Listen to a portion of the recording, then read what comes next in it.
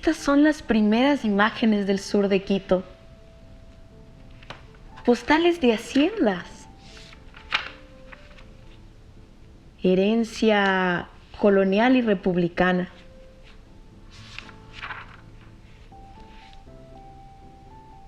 Pero algo falta en ellas.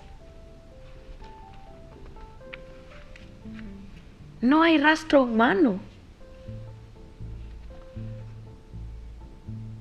Parecen terrenos baldíos.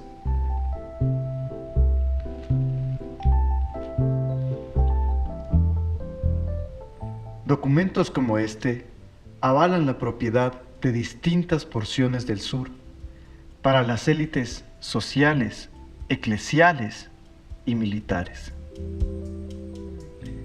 La vida silenciada de estas imágenes, el trabajo borrado de estos paisajes.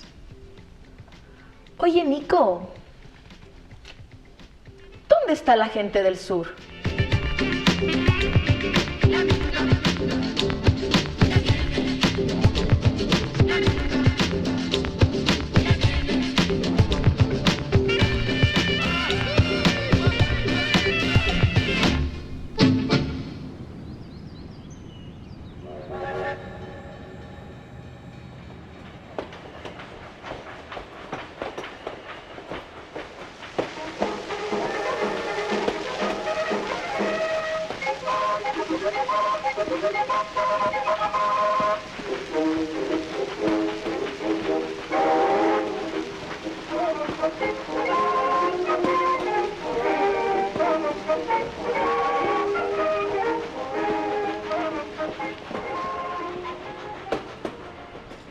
La llegada del ferrocarril a esta estación trazó la nueva geografía social y económica del Ecuador, a pulso de migraciones y trabajo asalariado. Y sí, los afanes liberales del comercio, industria y el progreso irrumpieron en medio de estas haciendas y comunas. Nacieron los barrios obreros. Mientras, el sur milenario murmuraba como un tambor.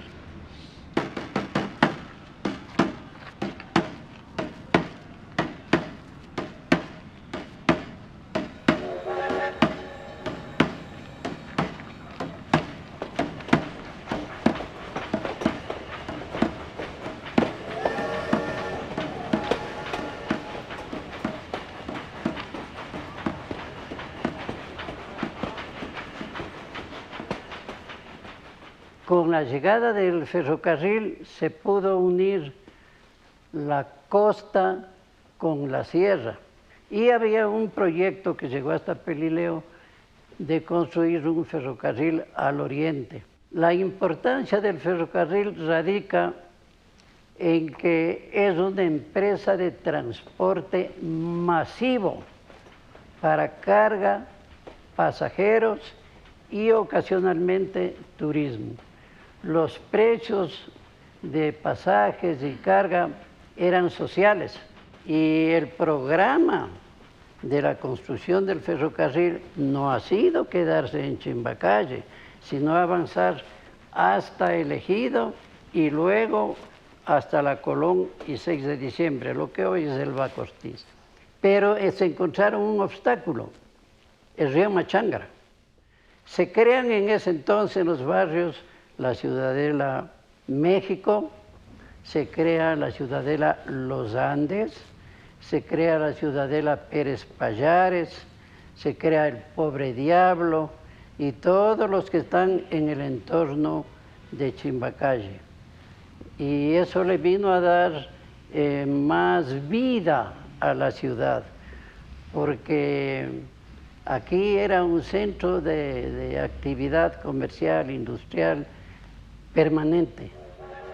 La gente dio vida y dio a luz a todo lo que usted ve. Ya Eloy Alfaro sacó su espada y hizo su lucha, pero quienes después de eso, de la llegada del tren, viene a constituirse en esta zona una zona eminentemente industrial. Hay mucha gente que salió de la fábrica internacional, de la fábrica industrial, de la fábrica fosforera de aquí. Entonces las fábricas se sitúan en este sector. Es la alternativa del centro histórico. Eso vino a dar muestras de urbanísticas y toda esa arquitectura de esa zona empieza a ser una arquitectura ecléctica. Por el contrario, lo que sucede ahora era más, había más gente, mucho más gente. Porque, por ejemplo, por acá habían las líneas del Colón Camal, era una locura, ¿no? Mucha actividad en el tren, pitaba hasta las 12 de la noche, bueno, era una actividad muy, muy febril.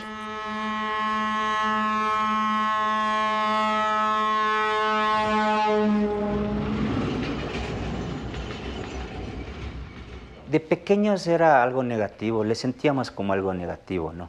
Hasta cuando por ahí alguien nos dijo, tu barrio tendrá tren. No, el mío sí tiene. Tu barrio tendrá teatro. No, el mío sí tiene. Tu barrio tendrá empresas. No, el mío sí tiene. Entonces empezamos a coger otra connotación. Ya más o menos para los 18 años nos habíamos identificado políticamente, ideológicamente con el general Eloy Alfaro. Y empezamos a tenerle un poco más de cariño a la obra del ferrocarril.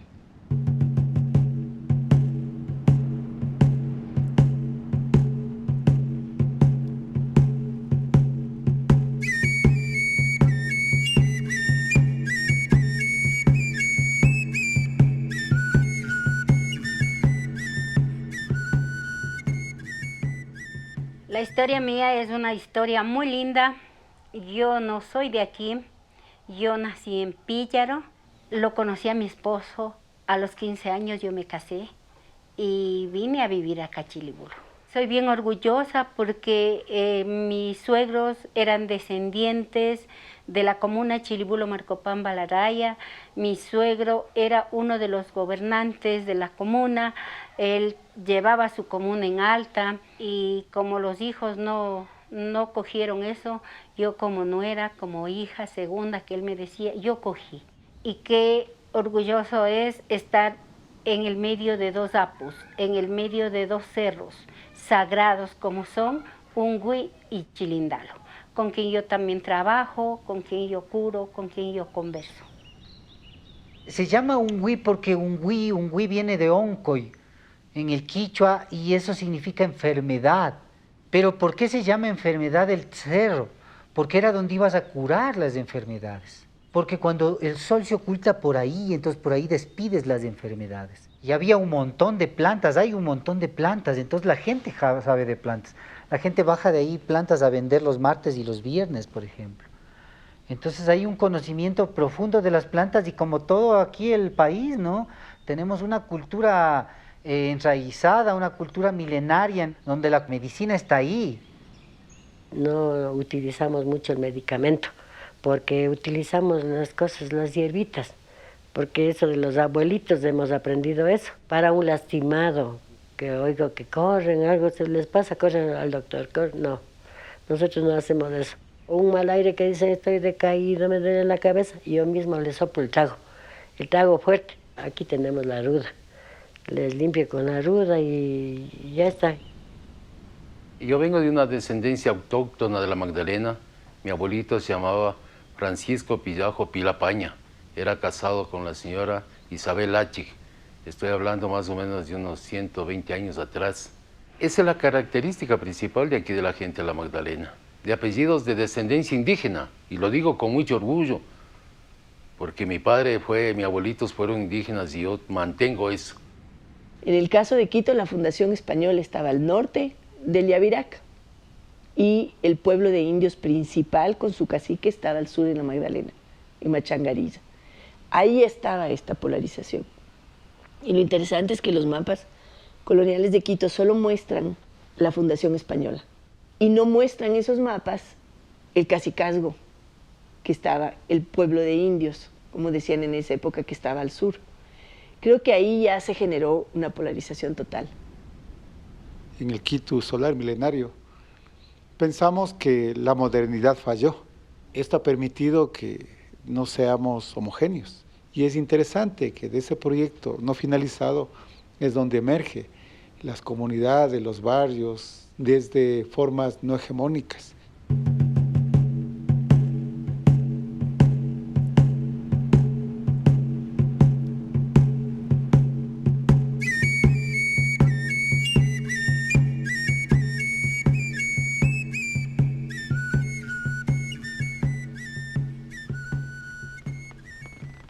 En 1940, Sudamérica vive un auge planificador con programas desarrollistas tutelados por Norteamérica y Europa. El diseño territorial se convierte en la herramienta de las élites para administrar las tensiones sociales, fruto de las desigualdades históricas. Entre 1942 y 1945, los uruguayos Jones Odriozola y Gilberto Gato Sobral elaboraron el primer plan regulador de Quito. Claro, y el aristócrata Jacinto Gijón y Camaño es elegido como primer alcalde de la ciudad. Hasta el siglo XXI, Quito tendrá 7 planes reguladores, aplicados a medias, dilatados o fallidos. Es una sociedad de estamentos, ¿no? Es una sociedad a la que se la reconoce con todo lo que implica el reconocimiento corporativa. Entonces, en esa lógica, ¿no? Yo creo que Gijón y Camaño también está pensando en una administración de esa ciudad, pero el mérito viene por haber tenido una familia que desde siempre lo supo hacer, nacieron para aquello. Era reconocido como lo que necesitamos para que haya un buen político que pueda dirigir el futuro de una ciudad como la de Quito, que estaba además en franca expansión. En Quito, la gente común hablaba de la clase alta y la clase baja. Aunque había clase media, era una clase de los profesionales, fundamentalmente, pero era reducida. Lo que ahora diríamos la clase popular no se llamaba de ese modo. Los apellidos eran en Quito la marca de la clase. Y las profesiones también. Por ejemplo, un zapatero, había los sastres, las señoras tenderas, toda esa serie de actividades económicas, productivas, pertenecían a la clase baja. A la gente indígena, yo diría que inclusive no se le registraba en esta clasificación de clases. Existían nada más y los veíamos circular por las calles cargando. Eran los cargadores, eran los repartidores de leche, eran los barrenderos. El sur de Quito está hecho por procesos de migración. No quiero decir campo-ciudad, porque esa es una zona, un tema, un conflicto bastante fuerte. Quiero decir desde provincia hacia la capital de la República. Y vengo a sobrevivir, ¿por qué? Porque tengo mi derecho a crecer como ser humano, porque quiero que mis generaciones no vivan los mismos necesidades y los mismos problemas que yo tuve. Por ejemplo, acceso a la educación, por ejemplo, acceso al empleo, por ejemplo, acceso a oportunidades de vida.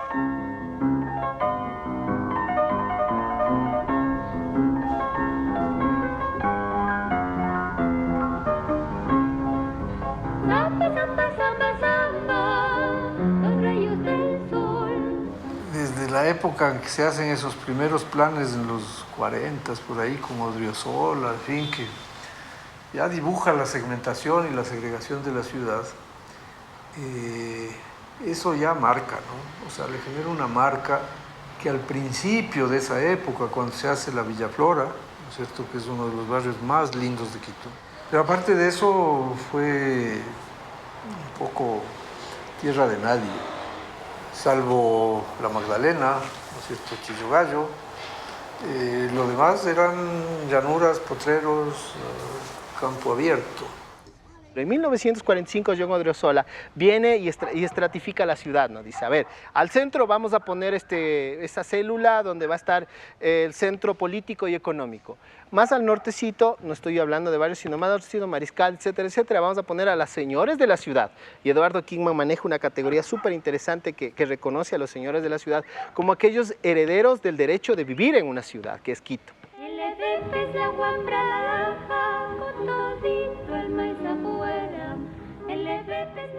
Adoberos, ladrilleros, albañiles, que esa es nuestra historia, pero teníamos que ocultarle por el Quito moderno. Una vez que reconocemos nuestros nexos familiares, reconocemos que hemos sido parte en la construcción de la gran ciudad, esta ciudad que ha tenido capas sociales, que ha dividido norte-sur, cuadricular en el tema histórico, colonial. Entonces son como que varias fuerzas en el palimpsesto de Quito que han ido reforzando y reforzando y reforzando la idea de la ciudad obrera, de ex campesinos versus la ciudad burguesa, y más afiliada con el norte, la otra más afiliada con el sur. Y ese binario se ha ido ahondando, ahondando, ahondando. Odriozola es un pivote más en la misma historia.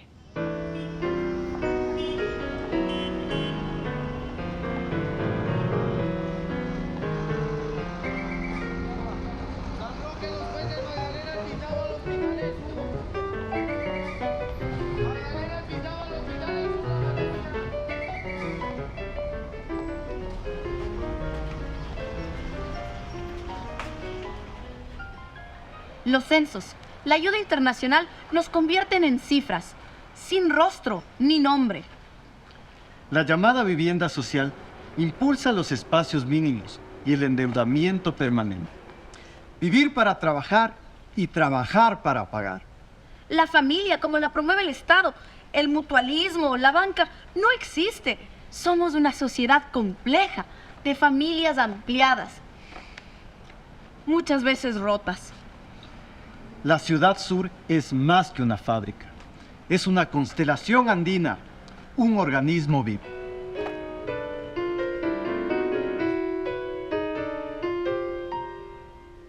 El laboratorio urbano en el que se convierte Latinoamérica para la Escuela de Arquitectura y Urbanismo en Europa, ¿no? Muy fuerte la escuela uruguaya, ¿no? en varios países en Latinoamérica y en Ecuador un poquito más tarde, tal vez con una diferencia de 20, 30 años, el lugar donde podemos poner en práctica todas estas teorías que la arquitectura moderna, guiada desde los IAM, desde Europa, planificó como directrices, ¿no? Y que llega a través de la escuela, de las universidades, de las facultades de arquitectura, es la forma de llegar, ¿no? El vínculo entre la universidad, los gobiernos, como traer estos modelos y permitir que los profesionales de fuera vengan a experimentar un poco aquí, también un poco a ciegas, me parece. Más que una solución, está pensado como me quiero deshacer del problema. No es quiero solucionar la vida de estas personas, es quiero que una cuota política más o menos. Entonces es un tema de, ok, con lo poco que se tiene para entregar a las personas, necesitamos que aún así haya ganancia para el que lo hace. Entonces esto implica reducir al máximo los espacios.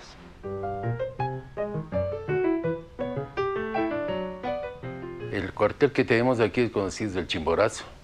Trajo consigo que vengan las militares con sus familias a ubicarse acá, y por eso es lo que muchos de estos chalés, casas chalés que les conocemos, creadas por la Caja de Pensiones, fueron habitadas o compradas por los altos generales de las Fuerzas Armadas.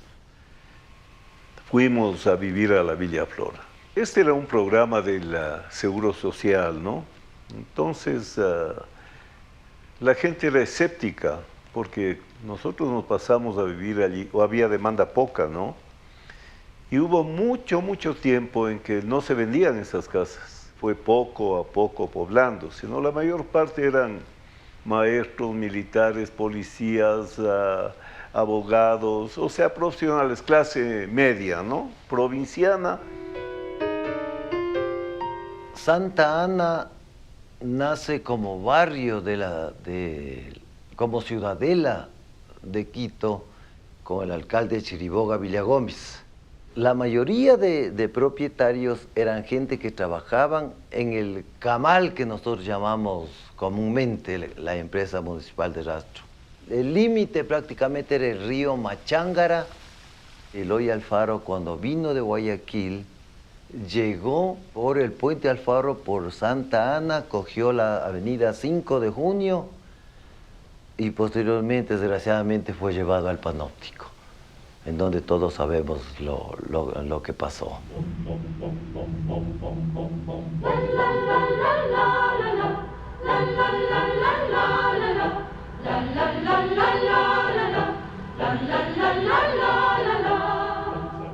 El barrio Los Dos Puentes, a partir de la década de los 50, lo que hizo es ponerle dos troncos, que era parte de la quebrada, que es la calle Barba, que queda más abajo, porque si no tocaba darse una vuelta, obviamente por la 5 de junio o por la Recoleta, justamente que hablábamos, y salir para el lado de la Magdalena. Entonces, la gente en esa época puso esos puentes y el barrio le comenzaron a llamar Los Dos Puentes. Fue una iniciativa de la gente para poder pasar de lado a lado. Y era la única parte que juntaban. A partir de la década de los 70 se eliminan los puentes. Estas quebradas son tapadas y tienes la circulación ya directa hacia lo que es más al sur por esta vía, que es lo que conecta, creo que a todo Quito.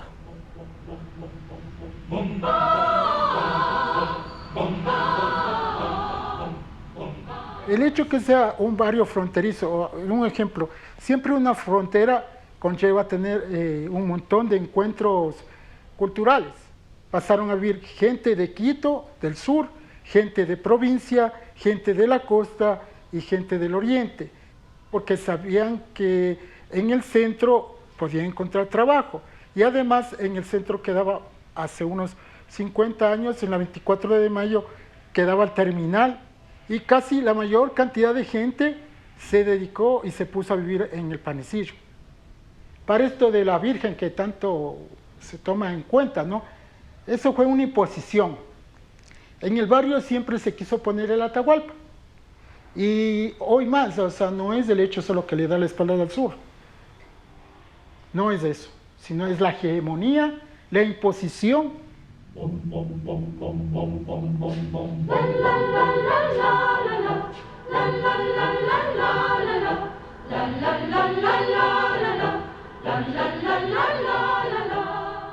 Cutuglagua nace como un barriecito pequeño que abrió las puertas a todos los migrantes de todas las provincias. Al estar nosotros en línea fronteriza con Quito y al ser una zona rural, es de mejor acceso para las personas de escasos recursos económicos poder residir aquí y trabajar en Quito. Se ha vuelto una ciudad de dormitorio y de paso para Quito, bajo la necesidad de la zona más pobre que vivía en los alrededores al sur de Quito, y vieron la solución de vivienda aquí en Cutuglagua.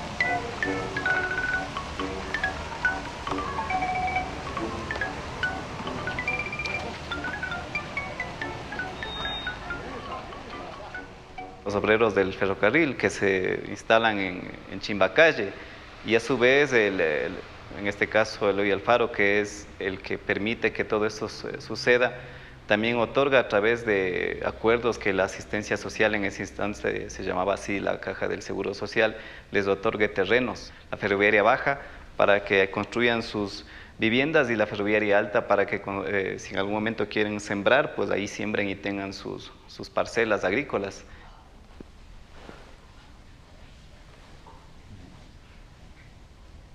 Mi papito era ferroviario. Mis padres son originarios de la provincia del Cotopaxi. Vienen en el año 60 más o menos acá a Quito. La empresa de los ferrocarriles les vendió a los trabajadores estos terrenos para que obviamente construyan sus viviendas acá en este sector. Los obreros del ferrocarril comenzaron a vender las tierras y obviamente tenían que buscar compradores. Esos compradores fueron muchos de ellos, estos migrantes que vinieron de provincia, compraron los terrenos. En el caso de mi papá compró un terreno junto a la batea. Siempre me cuenta que ese día que construyeron la primera mediagua de adobes, terminaron la mediagua y cayó una tremenda lluvia.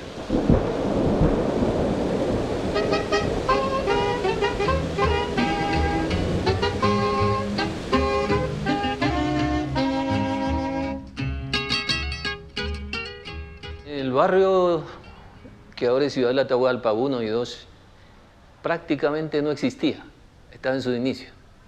Cuando yo vine deben haber habido unas 20 o 25 casas construidas en todo el área. Y el resto estaba constituido por potreros que deben haber pertenecido a la hacienda, que fue esto de acuerdo a lo que me contó mi madre, porque ella nació en Chillogallo, vivió ahí y conocía perfectamente todo el sector. Todas familias, parte inmigrantes y parte familias que se habían trasladado aquí para tener una vivienda propia. No existía la avenida Mariscal Sucre. Este sector y hasta Chillogallo tenía muchos sitios en donde se fabricaban ladrillos a partir de la arcilla. Tenía muchos hornos.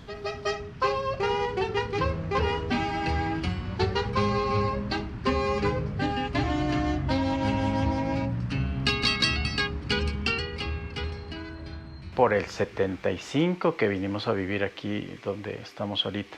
Y las familias y la gente que vivía en todo lo que es, antes era la Maldonado, la calle que cruza, trabajaban en la agricultura, sea lo que era la Hacienda Santana antes, que ahora es el barrio de la lucha de los pobres, sembraban maíz, papas, que era lo que más sembraban. Entonces era una cosa todavía rural, podemos decir, ¿no? Y también otra de las características de este sector es que había muchas fábricas. También se empezó a constituir como un polo industrial, podríamos decir, y todavía quedan algunas de las fábricas, ¿no? Algunas que me acuerdo yo de las más, es la Levapan, que todavía existe, Cable, Eternid, la Playwood, claro, también, Aimesa, la Fosforera, que todavía está ahí, que está en el límite de, es donde empieza Guajaló, hasta la Confiteca también, que está ahí. Entonces tenía esa característica. Puesto que el campo fue descuidado por los gobiernos. No había la atención de los gobiernos y por sobre todo es que ya hubo el boom petrolero y con ello ya la naciente industrialización y la mayor parte de gente vino a hacer mano de obra, dejando los campos, vino a hacer mano de obra en las construcciones, en las industrias de diferentes productos. El sur de Quito estaba bastante descuidado, abandonado. Ustedes saben que la Pedro Vicente Maldonado era una vía de ingreso a la ciudad de Quito. Ya existían una que otra empresa industrial en los años 70, más o menos diseminadas en el sur de Quito, y muy poca infraestructura vial, muy poca infraestructura de alcantarillado, de agua potable, etc. Telecomunicaciones muy pobres. Aprovecharon ese desarrollo en el sur de Quito para instalar ahí las fábricas nuevas que hasta hoy existen. Esas industrias que necesitaban de más y más trabajadores que venían del norte de Quito, del sur de Quito y también del centro de Quito.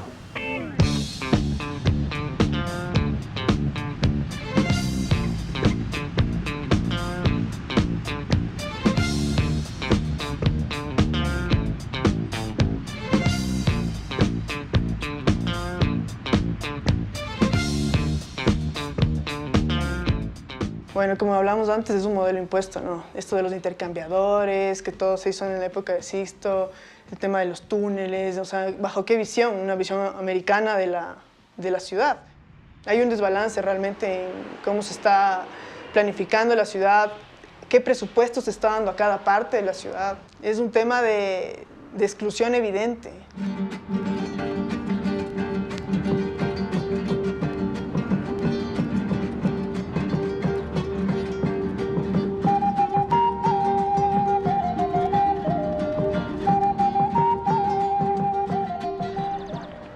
Haciendo hacienda con vista al mar. No es pues un grafiti ochentero. ¿Qué va? Si toda tierra tiene dueño, aunque esté abandonada, solo para especular con su valor.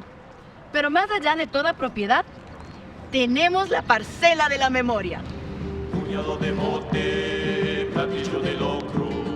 Puñado de mote, platillo de locro. Bueno, el barrio está sentado en la loma de Pucará. Es como que fuera una terraza, ¿no? Entonces se puede divisar toda la parte del sur. Esto empezó a parcelar desde el 70, pero más se consolidó. En el 75 se formó más, porque ya hubo más propietarios. Luego llegamos acá a hacer una media agüita para poder subsistir. No había carreteras, entonces todo esto se abrió a través de Minga.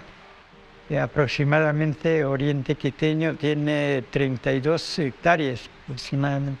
Está colindando con Huerta Familiar San Bartolo, Aida de León, Argelia Alta, y en la parte del Camino de los Incas está San Carlos del Sur.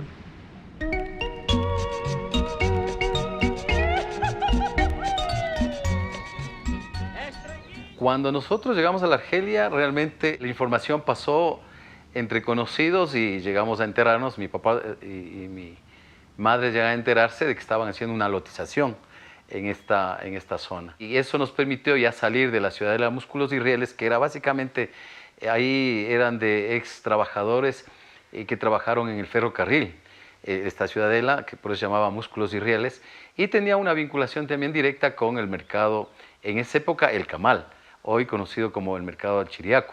Mi padre hizo el esfuerzo y compró ese terreno que al inicio no tenía, era más que la lotización y la construcción que hicimos. No habían servicios básicos, el tema de la legalización de la tierra obviamente también fue todo un proceso y eso permitió que nosotros tengamos nuestro espacio propio, ¿no?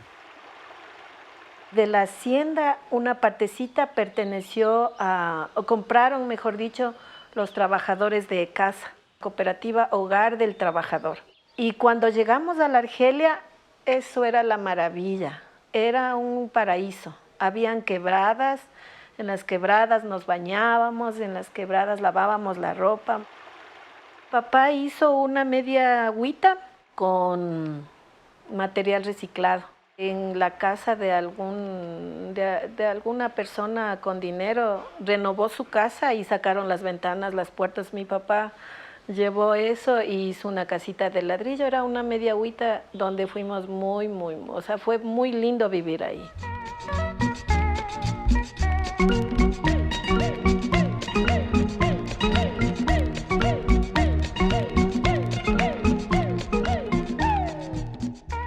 Yo cuando vine a vivir acá en la Forestal, el barrio prácticamente eran casi todos maestros mayores, toditos.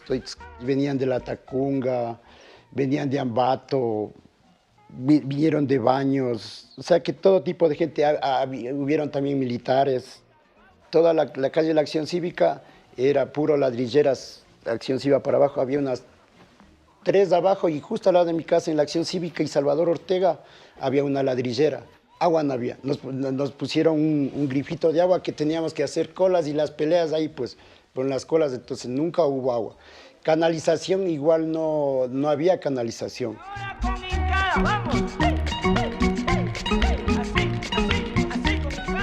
Lo más profundo, diría yo, del espíritu humano, que es esta necesidad de, cuando tú vas dando pasos en la vida, pues tienes que, hay momentos en los cuales inicias y terminas. En una casa tú pones una primera piedra, ¿no es cierto? En muchas regiones se habla de la mesa, de la coa, en el sector del altiplano peruano-boliviano. Terminas la casa con el techado y acá se lo llama el huasi pichay. Esa es una celebración. Y si no la haces, no estás completando este círculo, diría yo.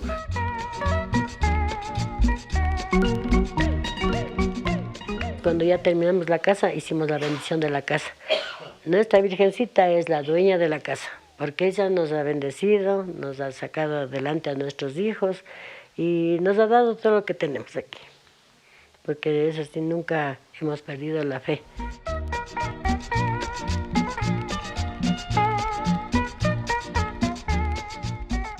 Un 21 de agosto de 1983 se planifica la recuperación de tierras.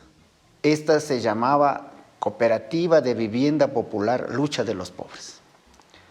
La planifican, la organizan los compañeros desde de muchos frentes, ideológico-político. La hacienda pertenecía a la señora Argenta Peñarrera Perkins, nada más ni nada menos tía de Blasco Peñarrera Padilla, que recuperamos las tierras en pleno gobierno de León Febres Cordero. Fuimos perseguidos, ahí encontramos a un Vladimir Aulestia, a un Rodrigo Gualotuña, a un Jorge Guachamín, a Luis Cuarán y Luis Armando Chancusi. Yo me involucré aquí en la lucha de los pobres por la necesidad de una vivienda, porque no teníamos casa, somos migrantes, yo soy de Loja, en la provincia de Loja, entonces somos migrantes, nosotros venimos acá en el año 80, tuvimos que venir acá porque para poder acceder a la tierra era vivir y hacer pues nuestra covacha, nuestra casita, porque en ese tiempo las casas no eran común y corriente, eran como de lo que tenía, entonces unos hacían de cartones, de tablas, de ramas inclusive, y todo lo que se podía utilizar. Entonces ahí venimos en un cuartito bien chiquito, lo que se podía, y ahí vivimos con mi familia. Yo tenía mis niños muy chiquiticos, que eran de 2 añitos y 3 añitos, bien pequeños. Pasa el tiempo y la ex Cooperativa Vivienda Popular Lucha de los Pobres logra negociar las tierras. A nosotros no nos han regalado nada, nos costó dinero, lucha, sacrificio.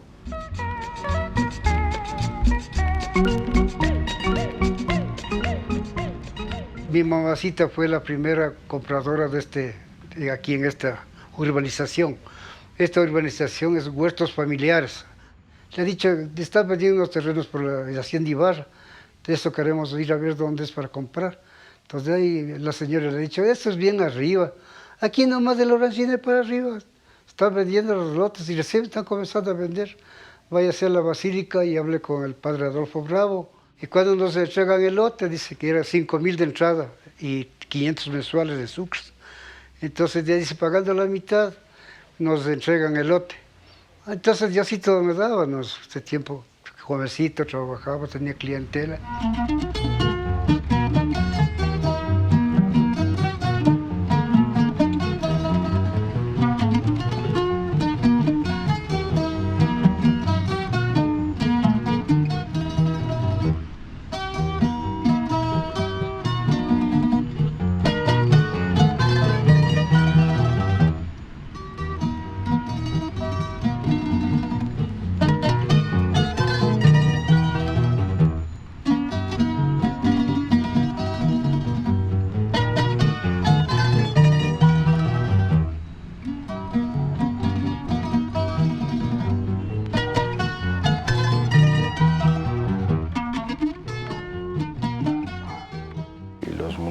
No tienen, nunca tuvieron esta capacidad de respuesta a los fenómenos sociales emergentes, sino que fueron reaccionando, yo diría siempre tardíamente a las realidades.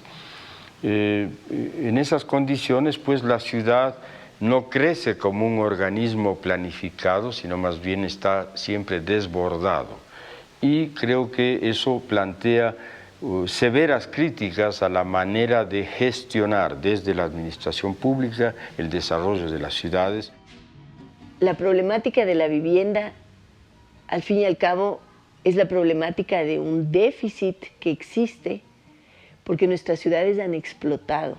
Cuando reviente el sector informal urbano en América Latina, va de la mano de la modernización del campo, va de la mano de la expansión del extractivismo.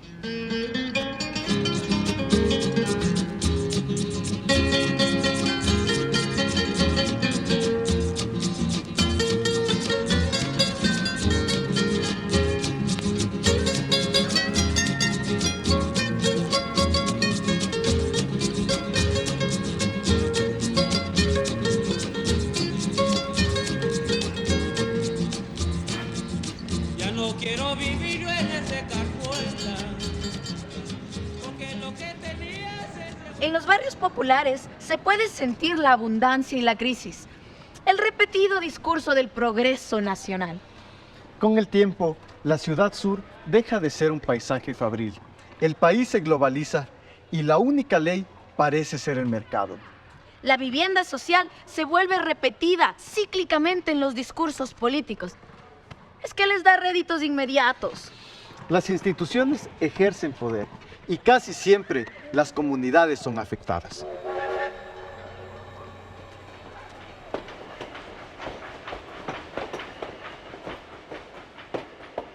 La acería funcionaba en Guayaquil y el transporte de las varillas, de las columnas, lo hacía el tren.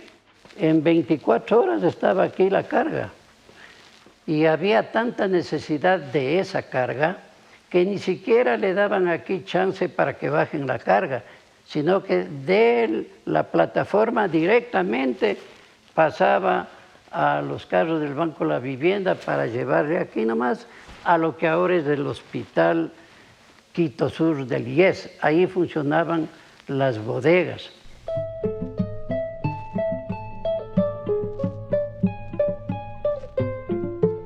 Ciudadela 1 de Mayo, el calzado, fue dedicado a los jubilados. Porque hay niños que traen el pan bajo el brazo, pero hay niños que traen casas bajo el brazo. Entonces, nació mi hija y en menos de 15 días declaramos el nacimiento de esa hija y ya teníamos las 2 cargas familiares mínimas para que le adjudiquen a mi ex esposo la casa, como préstamo del IES. Con mis ingresos apenas lograba educarles, darles la alimentación y amortizar el valor de la casa.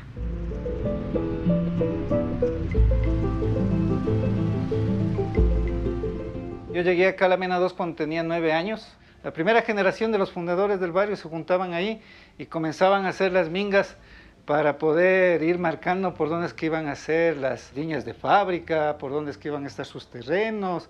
Esto era un potrero, era monte. Era el Ongüí, la falda del Ongüí. Hijos de obreros, vendedores ambulantes, empleados públicos, migrantes del campo, que se juntaban aquí en el sueño de tener vivienda propia.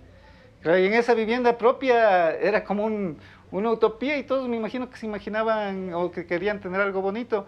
Pero cuando llegó el momento y nos entregaron las casas, era una obra gris, fea, sin servicios, que era una caja donde les dijeron vayan a vivir. Claro, en ese tiempo, octubre del 77, fue un fuerte proceso de gestión porque esta parte todavía no era parte de Quito, o sea, esta era rural. Yo me pienso viviendo en un espacio de amistad, de ir a coger chímbalos, de ir a coger moras, de ir a coger taxos, de subirse al Ongüí, de ir a coger el agua, de acarrear, de irnos a bañar en la sequía con los amigos riéndonos. O sea, yo me acuerdo de una vida de campo, aunque fue una vida, digamos así, complicada por el acceso a servicios.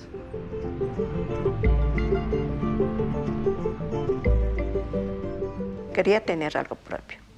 Entonces me fui al Banco de la Vivienda a averiguar si había algún programa, porque en ese entonces era bien conocido el Banco de la Vivienda. Me dijeron que sí, que había un programa de Santa Anita. Y la verdad que esto era desolado, ¿no? Era botado, no había las calles todavía, peor adoquinado, entonces era pura cocha de agua, todavía era por aquí pastizales. A nosotros nos entregaron en el año 1980. Con el presidente Roldós. Él nos vino a entregar las casas. Las casas son hipotecadas al Banco de la Vivienda y teníamos que pagar una mensualidad. Al comienzo nos dijeron que tenemos que cubrir una entrada.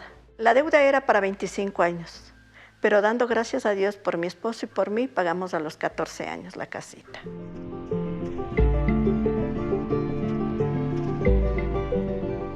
Yo empecé a la edad de 30 años y tuve la oportunidad de vivir en una parte del sur, en el batallón Chimborazo, por la Santiago más o menos.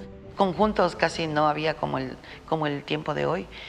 Pero era un barrio muy bonito, muy tranquilo, en donde todos nos apoyábamos, nos conocíamos, nos ayudábamos. Antes no había que para el juego de muebles, ni que el televisor grande, Full HD, no. Teníamos un televisor blanco y negro, si es que teníamos. Entonces eran barrios bastante humildes.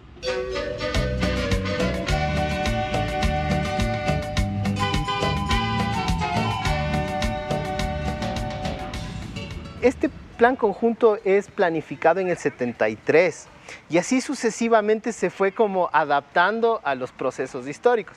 Raramente en el imaginario de aquí del barrio es que el señor León Febres Cordero nos dio edificando esto, pero realmente no. Este programa fue edificándose desde el 70. Tienes una primera convocatoria donde entra Raimundo y todo el mundo.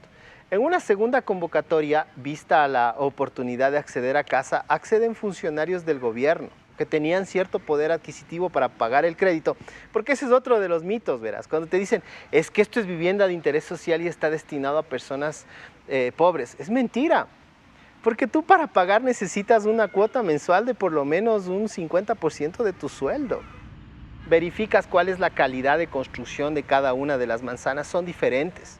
Cada manzana fue construida a partir de un ejercicio de asignación, es decir, por terceros, y el gobierno les pagaba.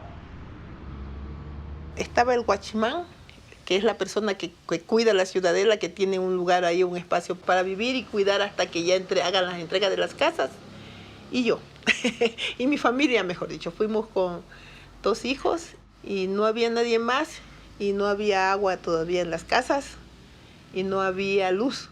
Con esa valentía que llegamos, mucha otra gente también se animó y empezó a llegar. Agua íbamos a traer de una llave que había donde habían hecho la conexión para la construcción de las casas. Entonces íbamos a traer de allá. Y pues con velas y lámparas, como se dice así. Ahí estuvimos, pero felices de ya tener una casita propia. Eso era lo más importante.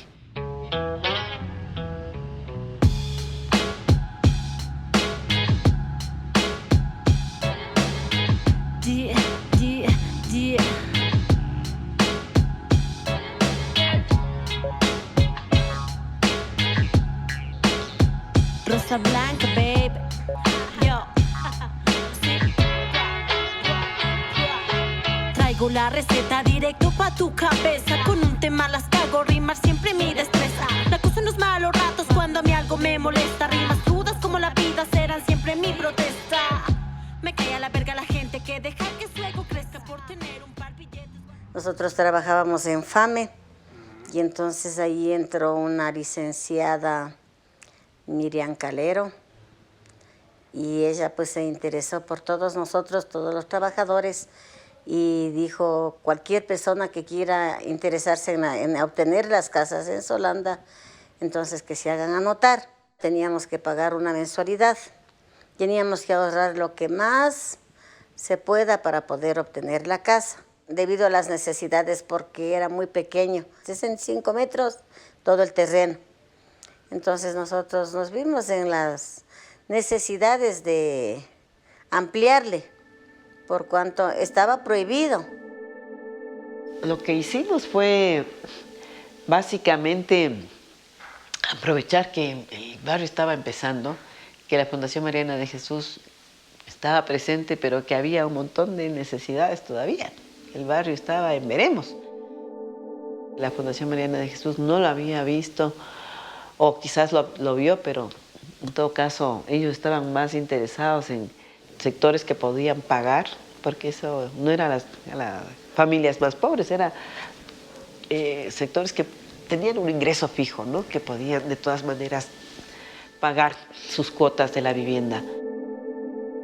En el año 1986, que me entregaron ya el piso y techo como entregaron.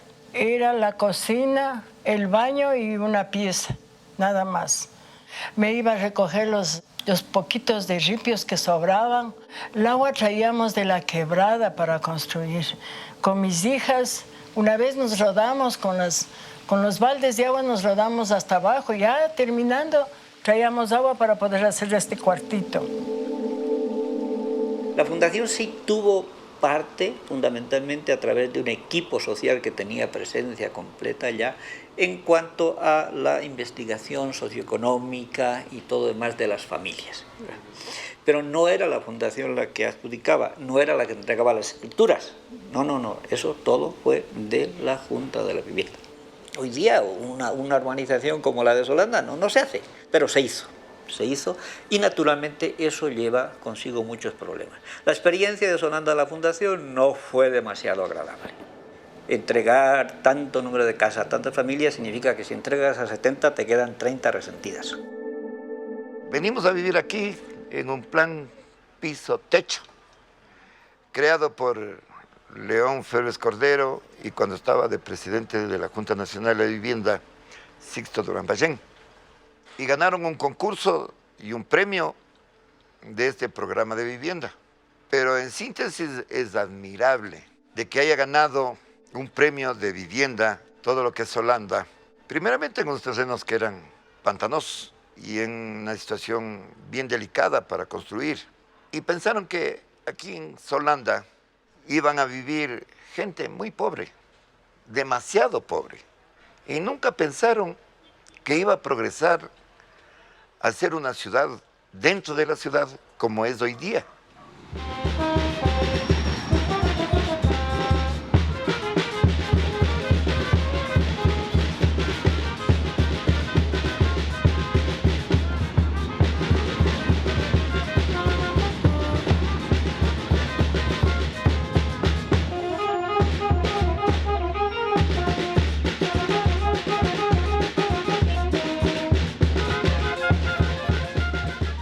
Se vivía un momento de crisis de Quito, de alguna manera incluso se había ido de las manos del municipio el desarrollo de la ciudad, fue una época muy compleja.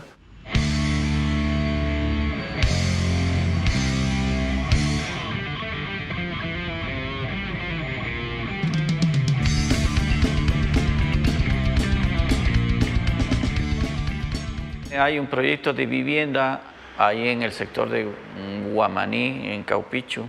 Muchos obreros comenzamos a comprar eso, ¿no? Y yo en esa época ahí en la fábrica mío estando, nos endeudamos y yo me endeudé para comprar un lote de terreno ahí en el barrio Caupichu. Digamos, se creó la ciudad allá desordenadamente, ¿no? Y hasta ahora mismo no se puede solucionar algunos problemas de la tenencia de la tierra. Y, por ejemplo, no sé si ya serán 40 años, se está resolviendo las escrituras del barrio San Blas 1, que queda alrededor de las instalaciones del Beaterio, por ejemplo. Ahora hay combustible solo a almacenamiento líquido, pero más antes había el gas licuado de petróleo. Entonces eso era un problema en esa época, en esa zona, ¿no? Y claro, ya estábamos ya viviendo rudimentariamente, sin agua, sin energía eléctrica. Medio abierto algunas calles, pero claro, era un peligro latente.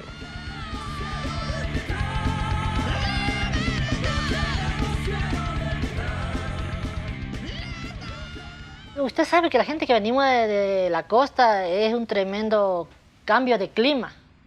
Entonces la ilusión siempre ha sido tener aunque sea un techito, una casita, y eso fue, no acudimos acá. Pero lamentablemente sí entramos. Cuando entramos aquí era con 55.000 sucres que nos pedían para entrar supuestamente a la carpeta y que cogían a gente. Nos engañaron que era legal, que ya había todo, y mentira, llegado al caso, fuimos con el tiempo transcurriendo, esto había sido una invasión. Tengo recibo como el señor nos estafó, como no, incluso yo en mi caso tuve que pagar 2 veces mi terreno porque la plata no aparecía.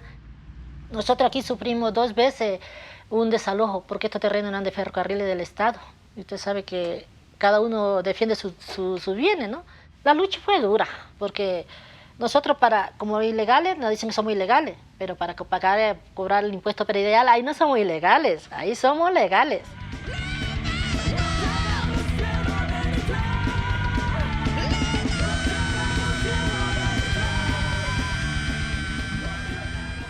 Estaba complicada la situación económica del país, estábamos a punto de entrar en una dolarización, era súper conflictiva, estaba conflictiva la ciudad, eran haciendas que estaban los terrenos gigantes ahí, y la gente comenzó a lotizar, a hacer lotizaciones pequeñas, pero sin los servicios básicos.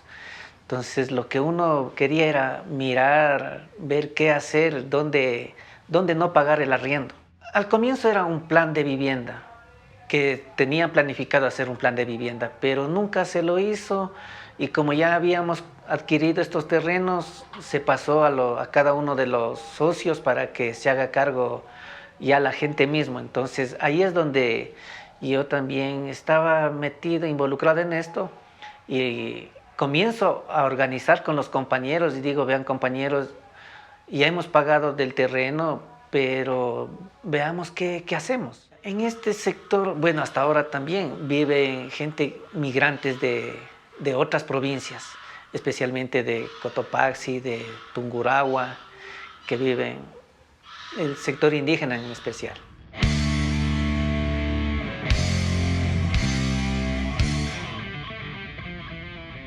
Y seguirán viniendo, porque en Quito es mucho más caro adquirir un terrenito y construir. En cambio, en la zona de Cutulahua es sumamente más barato.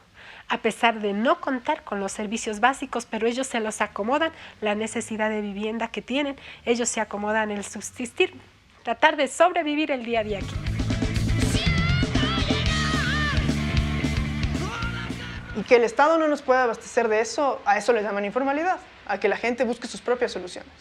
Es lo que tiene que ser, la gente tiene que vivir en algún lugar. Si es que esa informalidad no existiera, ¿dónde estarían, cachás? O sea, ¿dónde viviríamos?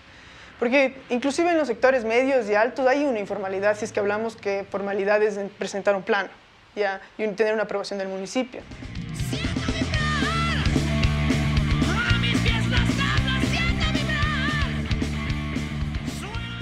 Luego ya en los 90 empieza a crecer como una locura el sur de Quito, pero totalmente alejado de la mirada municipal, totalmente alejado de la planificación del municipio.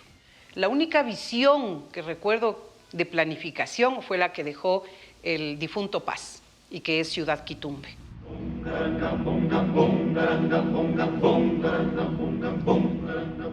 Toma, toma, toma, toma lo que yo te voy a dar. Toma, toma, toma, toma lo que yo te voy a dar. Yo creo que sin duda, y esa fue una responsabilidad, yo diría prácticamente personal mía, el plan Ciudad Quitumbe.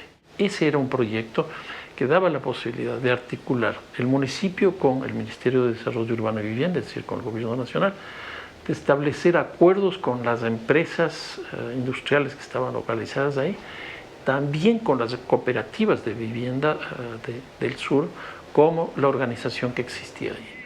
Así no me olvidarás. Una organización que estaba naciendo.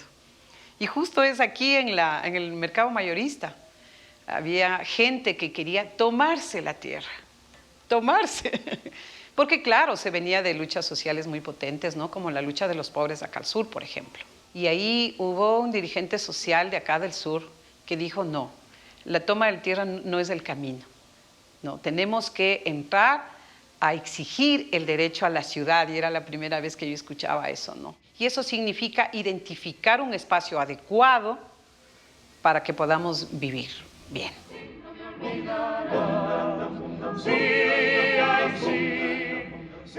Yo digo, vengo por una casa propia. Entonces la señora me dice, aquí no vendemos casas. Le digo, pero es una cooperativa de vivienda. Dice, sí es una cooperativa de vivienda, pero lo que le invitamos a usted es a construir juntos un proyecto de vida.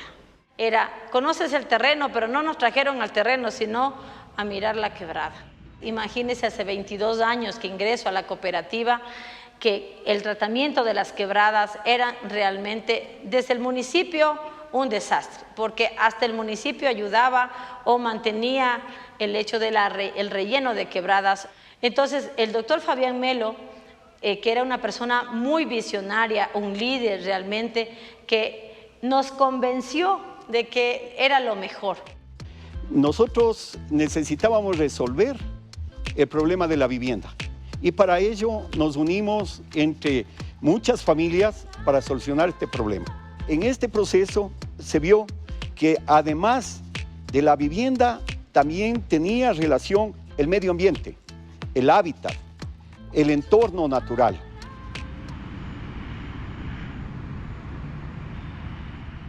El alcalde Paz ve este territorio verde que estaba rodeado de urbanizaciones informales, muchas de ellas absolutamente desarticuladas, y pregunta, a ver, Andel, ¿y tú qué harías pues en ese territorio? Alcalde, yo lo que haría, lo primero, es declarar de utilidad pública todo ese territorio para hacer una intervención planificada que beneficie a todo el sur de la ciudad. Dijimos, bueno, aquí se va a sentar 1.700 familias, van a requerir escuela, vamos a requerir un centro de salud, y no había estado, como ahora, no había estado. Entonces, ¿a quién regresa? A la organización. Se articulan como beneficiarios, porque finalmente, pero además beneficiarios en el sentido de que con su propia plata, o sea, nadie les regaló un centavo, fueron con sus ahorros. Ellos son los pioneros en hacer un trabajo que yo me saco el sombrero, porque el municipio no lo hizo. Quien hizo la limpieza de esa quebrada son ellos.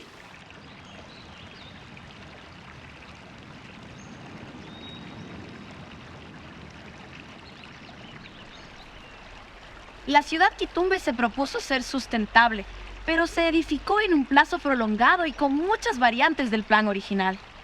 Mientras tanto, los contornos de la ciudad sur se fueron extendiendo. ¡Hey, Nelson! Hola, Nico. ¿Cómo estás, mi hermano? Bien, ¿y cómo estás? ¿Todo bien? ¿Ustedes? Bien también. Oye, Nelson, ¿dónde inicia y dónde termina la ciudad sur? Qué buena pregunta, Jedi. La ciudad sur, la mirada ya no nos alcanza. Nace cada día un barrio nuevo. Y justamente la historia es parecida, pero no es la misma. Esa diversidad es nuestra fortaleza y nuestra esperanza. Correcto. Pasa el tiempo y seguimos siendo tambor. Y también seguimos siendo quebrada.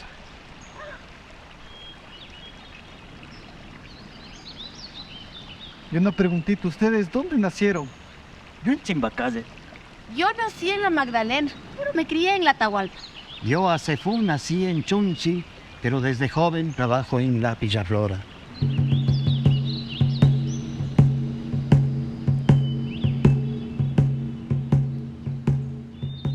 Tú vives en el sur, es como que vives en el monte, en la selva, ¿no? Considerando que lo selvático, el monte, era como lo que no valía. Y ahora ya se entiende que el monte, que la montaña, que donde se siembra, está la vida, porque ahí está el elemento que viene hacia la ciudad, hacia la selva de cemento. La ciudad, o sea, como dije, la tierra tiene vibraciones, ¿no? Entonces, dentro de esas vibraciones se va ubicando las personas.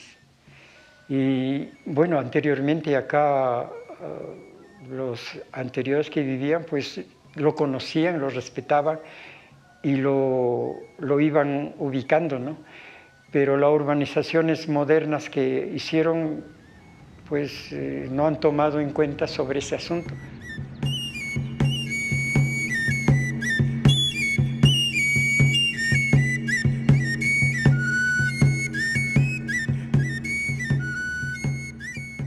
Porque la vivienda debe ser política de Estado.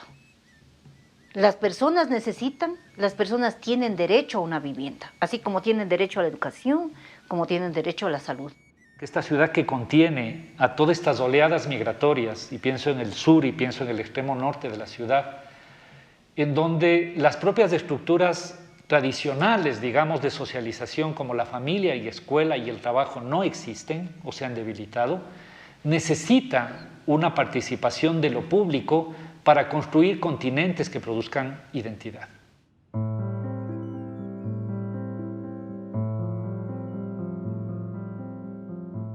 Creo que hay que recuperar el concepto de lo que es comunitario, pero partiendo de los orígenes, porque no nos olvidemos que uno de los elementos fundamentales de vivir en comunidad es la solidaridad y la reciprocidad.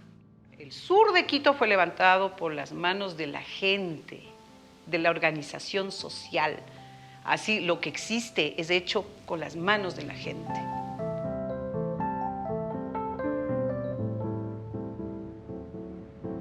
Quebradita, quebradita, quebradita, mamá, abrazada aurora ven a iluminarme. Quebradita, quebradita, quebradita hermana, ponme un rezo y al recuerdo ven a despertar. Quebradita, quebradita, quebradita seca, sé que dentro de tu vientre mojas y alimentas. Contienes a tantos seres, a tantos cuerpos pequeños. En noches de luna llena tus cantos me estremecen. Contienes y enamoras, alivias cualquier tristeza. Y por tus pequeñitos surcos respira todo el planeta. Y por tus pequeñitos surcos respira todo el planeta. Huyayay, huyayay, huyayay, sí, huyayay, huyayay, huyayay, huyayay, huyayay, huyayay, sí, huyayay, huyayay, huyayay. Quebradita que cantando vas guiando el agua de los ríos, hermanitos, hasta el Padre Mar. Quebradita que naciste, cerro bien arriba, con la danza de las nubes que amándose están. De ese abrazo sale el agua bordando la tierra. De ese abrazo sale el agua que nos alimenta. Quebradita, quebradita, quebradita vuela. Sigue grande y sigue viva con tu gran verdor. Huyayay, huyayay, huyayay, sí, huyayay, huyayay, huyayay, huyayay, huyayay, huyayay, sí, huyayay, huyayay, huyayay. Que el verde moje el pincel de toditos los pintores, faunos y dríadas juntos, pintando todas las flores.